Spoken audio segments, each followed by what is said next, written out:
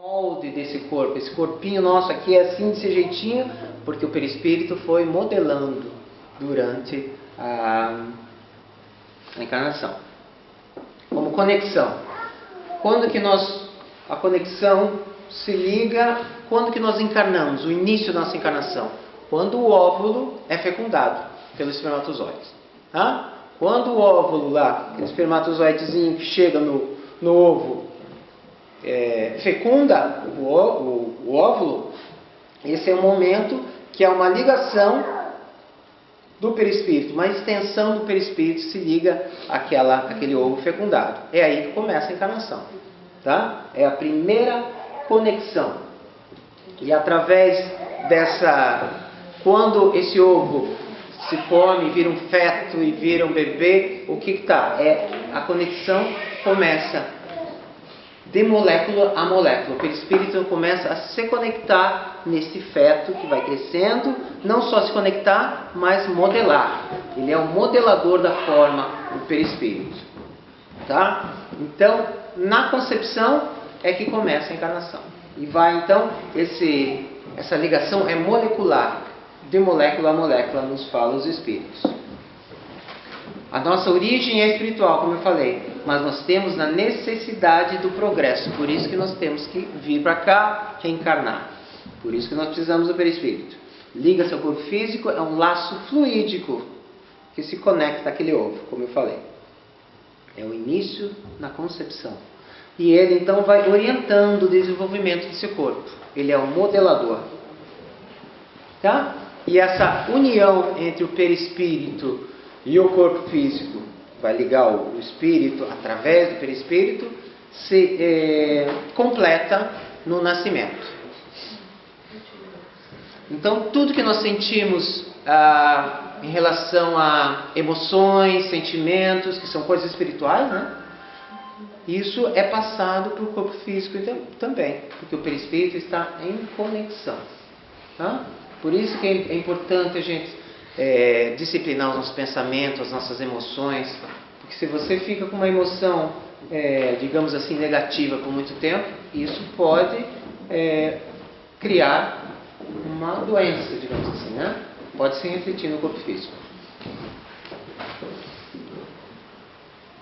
Então, lembremos de Lázaro. Lázaro não estava totalmente desconectado, o perispírito dele estava ali ainda. Tá? Jesus, simplesmente com o seu magnetismo, com o seu poder, fez com que ele revitalizasse e voltasse à vida.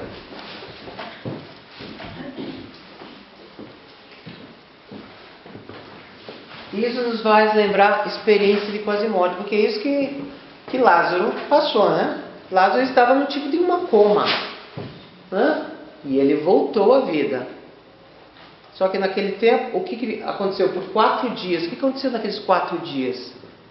Aquilo não está relatado, né? Naquela época ou não relatavam, mas hoje em dia nós temos muitas e muitos casos de experiências de quase mortes. Relatados com detalhes. Existem organizações respeitosas que cuidam desse tipo de experiência quase morte, né? Existe o NTEFH, que é Near Death Experience Foundation, alguma coisa a mais, que ali tem todos os casos, que são milhares, na verdade são milhões, né?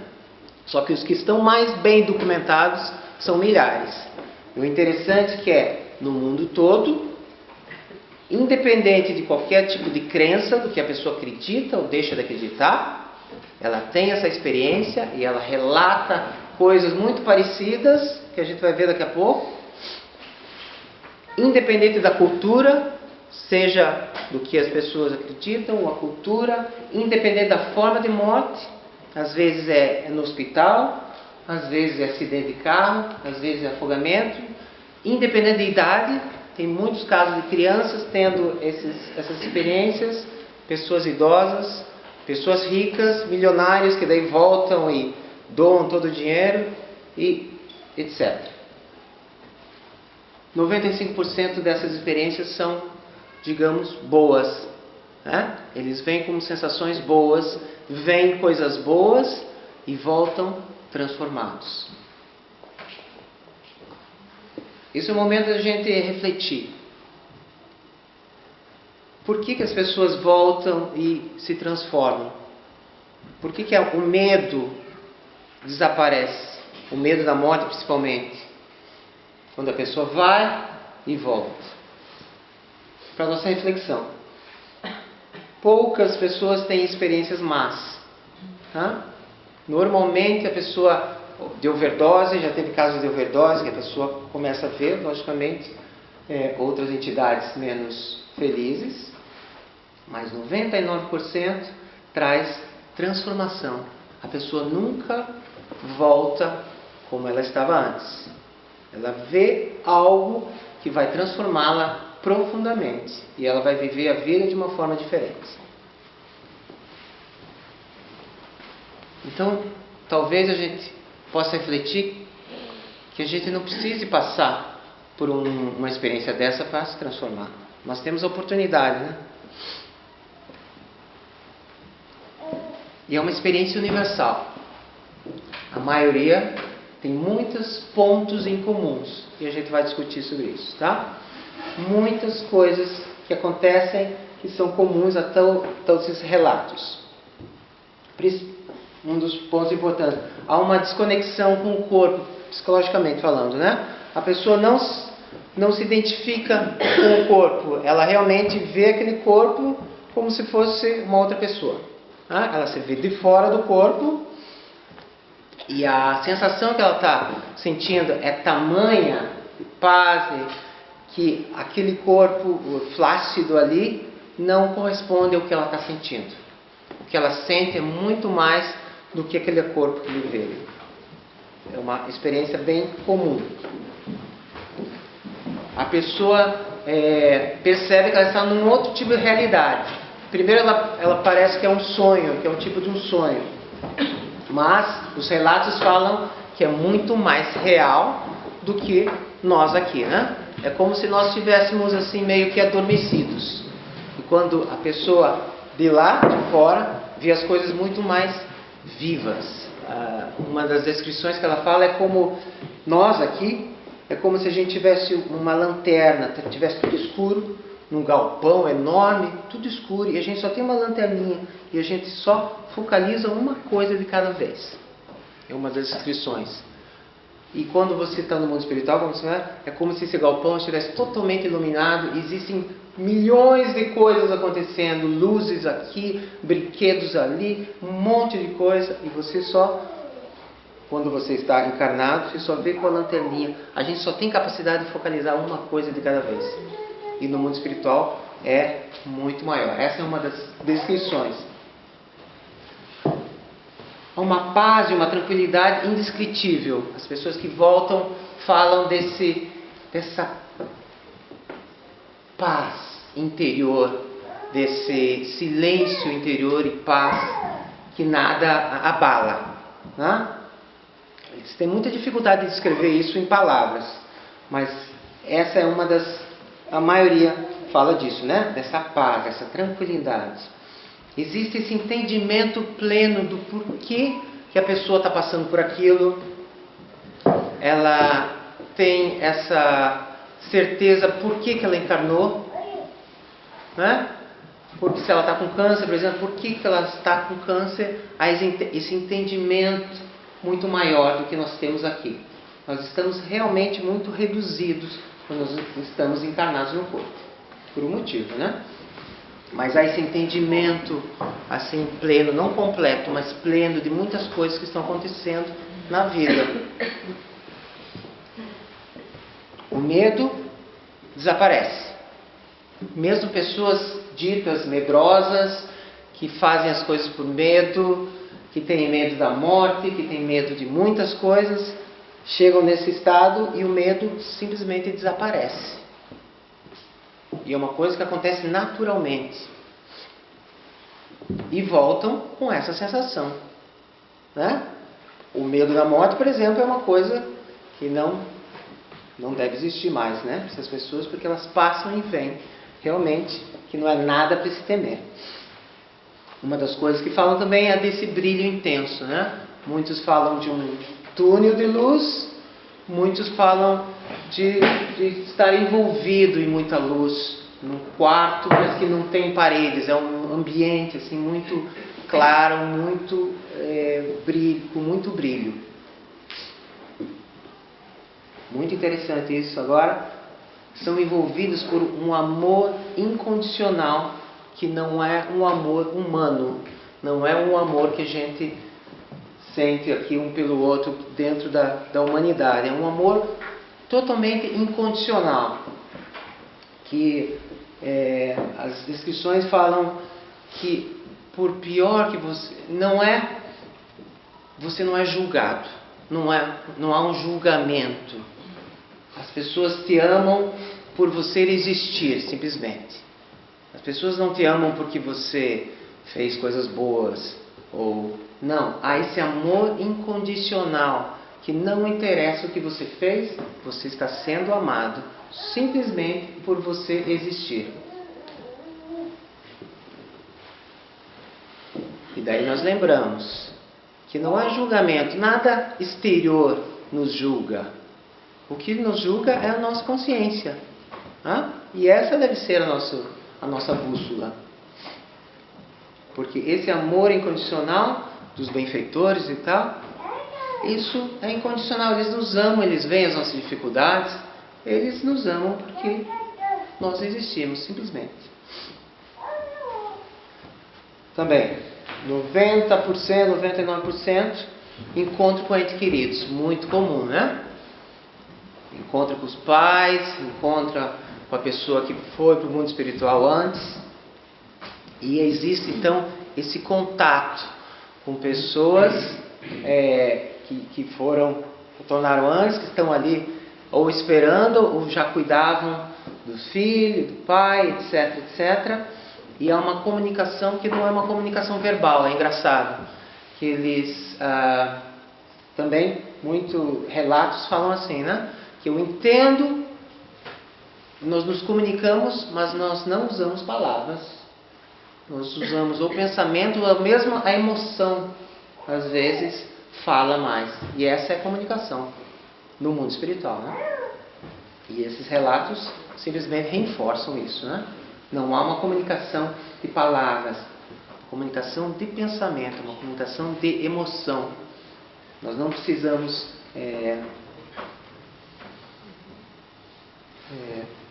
como é que eu vou dizer? Falar, né? Articular. Essa é a palavra. E entidades benfazejas, né? Ali então, a pessoa sempre encontra outros seres que ela não conhece, que ela não reconhece, mas ela sente que há esse amor incondicional desses seres que estão ali e que não estão ali só porque nós desencarnamos. Eles estão sempre conosco, né? Estão sempre conosco. E estão nos amando assim, incondicionalmente, a todo momento, por mais que a gente erre. É como a mãe ama o filho, né? Só que é maior ainda, né? Então, a gente isso tem que ser um conforto muito grande para todos nós, né? A gente nunca realmente está sozinho. Nós estamos amparados por esses seres que a gente não lembra conscientemente, mas que são amigos espirituais, que nos amam incondicionalmente. Então, não há julgamento. Vamos parar com esse negócio, né? Isso eram de religiões do passado. Não há mais a culpa. Vamos nos livrar da culpa. Vamos nos livrar de palavras como pecado. Não há julgamento. Nós temos que seguir a nossa consciência tranquilamente. Vamos nos modificar com calma. Vamos deixar as coisas que aconteceram no passado e apagar o nosso passado. Cada dia é uma nova oportunidade. Nós ressuscitamos como Lázaro cada manhã. Que passou ontem, a gente errou? Passou. Agora é uma nova oportunidade. Foi um ensinamento, foi um aprendizado. Não vamos ficar nos ligando às coisas que aconteceram no passado. Vamos viver o momento presente. Essa coisa maravilhosa que existe ao nosso redor e a gente passa desapercebido. Como eu falei, é uma comunicação não verbal. Todos levam isso, né? Você não conversa com os espíritos lá. Existe uma comunicação já. E não é uma coisa... É que a gente está aqui e a gente não consegue visualizar isso muito bem. Mas, quando a pessoa passa por essa experiência, ela acha uma maior naturalidade. Então nós passamos por isso também. Lembremos que nós desligamos o nosso corpo parcialmente todas as noites, né?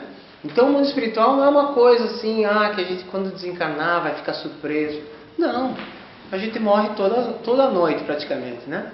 Então a gente está em contato. E essas pessoas nos relatos, elas falam isso, que elas se sentem, é uma coisa muito natural, uma coisa muito espontânea, tá? Elas se sentem em casa. Essa é uma das descrições. Elas se sentem como se tivessem voltado para casa. E é isso que a gente vai sentir. Experiência universal é transformativo. As pessoas nunca voltam iguais como foram. Sempre voltam olhando as coisas de uma forma totalmente diferente. Vêm as pessoas de um momento diferente, vem o mundo de um momento de uma diferente olhares, admiram e ficam num estado de êxtase por tudo, né? O que a gente perdeu quando a gente é criança, ainda a gente tem isso de ficar maravilhado com tudo de novo que acontece. Você vai crescendo, vai perdendo isso, né? A gente vai passando, as coisas estão coisas lindas ao nosso redor e a gente está perdido nos nossos pensamentos. E elas voltam e o círculo de amizade fica menor normalmente. Se a pessoa é muito social, ela fica mais interiorizada, ela tem um círculo de amigos menor, porque ela volta diferente, né? Ela vê coisas que as pessoas não percebem. Uma das descrições é como se a pessoa visse em 3D, né? Em 3 dimensões, e a maioria das pessoas vê tudo flat. Então é mais ou menos assim, como aquelas coisinhas que a gente via, lembra que era conforme você olha, você vê muda a figura, né? Não sei como que é aquele negócio. Então, uma das descrições que ela fala no livro que eu vou falar daqui a pouco é exatamente isso, que ela via as coisas em 3 dimensões e parecia que as pessoas viam tudo em uma dimensão só. Então a pessoa volta transformada e nem sempre se consegue se adaptar muito bem às convenções nossas aqui, né? Porque ela vê que existe uma coisa muito maior do que isso que está aqui, né? Que isso aqui realmente é temporário. Os sentidos ficam muito mais aguçados e muito mais ilimitados. É muito comum eles escutarem conversas, né? Se a pessoa, por exemplo, está doente no hospital, a pessoa vê o corpo, né, de cima e tal, e escuta conversas da família falando com os médicos que estão fora da sala onde o corpo está, escutam isso, né? E escutam outras coisas que estão acontecendo. A percepção é muito maior, às vezes até a distância. Nesse livro que eu li, o irmão da pessoa estava vindo de Hong Kong estava vindo de outro lugar. Então ela percebeu o irmão dela no avião vindo, a milhares de distância dali, né? De quilômetros dali. Então os sentidos ficam muito mais aguçados e ilimitados, não há limite geográfico, né? A coisa vai. Existe essa coisa de fraternidade universal, que todos eles, a maioria descreve isso, né? As pessoas se sentem muito mais conectadas umas com as outras. Elas se sentem parte de um todo, né? O que a gente acaba perdendo muito, né? A gente se isola muito uns dos outros. E quando a pessoa passa por essas experiências, ela vê realmente essa fraternidade, né? Essa coisa que todos nós realmente, a gente vem da mesma fonte, né? Nós somos todos espíritos, nós viemos todos do Criador, nós viemos da mesma essência, nós somos iguais em essência, né? O que muda é o corpo, é o jeito de a gente ver as coisas, mas a essência é igual. Então essas pessoas veem isso, veem essa família universal realmente. Todos muito irmãos, muito unidos. Por isso, voltam diferentes, né? Vêm as pessoas com olhos espirituais, de uma forma diferente.